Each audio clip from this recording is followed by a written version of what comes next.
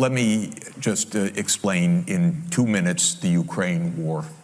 This is not an attack by Putin on Ukraine in the way that we are told every day. This started in 1990. James Baker III, our Secretary of State, said to Mikhail Gorbachev, NATO will not move 1 inch eastward if you agree to German unification. The U.S. then cheated on this, already starting in 1994, when Clinton signed off on a plan to expand NATO all the way to Ukraine. This is when the so-called neocons took power. The expansion of NATO started in 1999 with Poland, Hungary, and Czech Republic. Then the U.S. led the bombing of Serbia in 1999. That was a use of NATO to bomb a European capital, Belgrade, 78 straight days to break the country apart. The Russians didn't like that very much. But even Putin started out pro-European, pro-American, actually. He asked maybe we should join NATO when there was still the idea of some kind of mutually respectful relationship. 9/11 came, then came Afghanistan, and the Russians said, yeah, we'll support you. We understand to root out terror. In 2002, the United States unilaterally walked out of the anti-ballistic missile treaty. What it did was trigger the U.S. putting in missile systems in Eastern Europe that Russia views as a dire, direct threat to national security by making possible a decapitation strike of missiles that are a few minutes away from Moscow.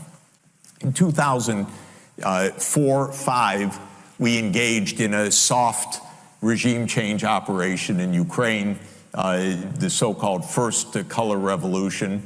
But in 2009, Yanukovych won the election, and he became president, and in 2010 on the basis of neutrality for Ukraine. So in February 22nd, 2014, the United States participated actively in the overthrow of Yanukovych.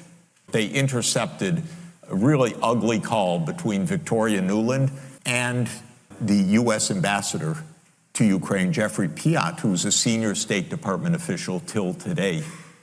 And they talked about regime change. So they made the new government. The U.S. then said, okay, now NATO's really going to enlarge. And Putin kept saying, stop. You promised no NATO enlargement. Estonia, Latvia, Lithuania, Bulgaria, Romania, Slovakia, Slovenia, 7 more countries in the not 1 inch eastward. On December 15th, 2021, Putin put on the table a draft Russia-U.S. security agreement. The basis of it is no NATO enlargement. The special military operation started, and 5 days later, Zelensky says, okay, neutrality.